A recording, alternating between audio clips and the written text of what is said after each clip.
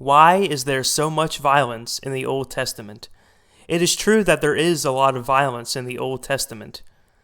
In order to understand why this is the case, we must examine the context of the violence itself. The violence in the Old Testament can be divided into three main categories.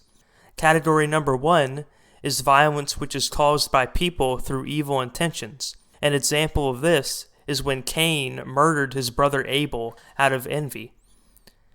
Category number 2 is violence which is caused by God through his divine justice. And category number 3 is violence which is caused by people who were commanded by God to execute divine justice against evil. Now, let's examine each category. Number 1 is pretty much self-explanatory. There are times in the Bible where men and women perform acts of violence through their own evil intentions. Mankind is sinful. Therefore, men are able to commit sins through inflicting harm on another human being.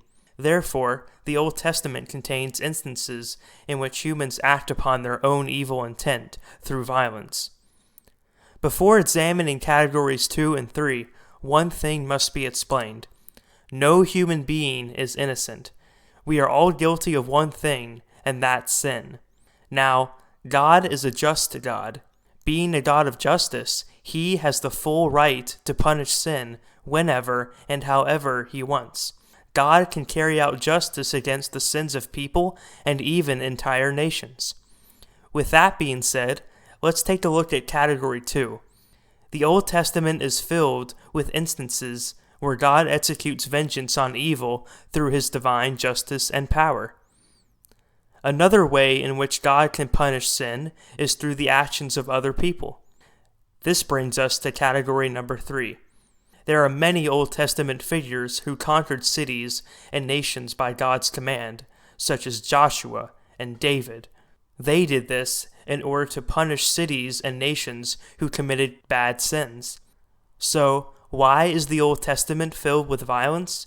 For two main reasons. Firstly, mankind is sinful and therefore capable of committing violent sins such as murder.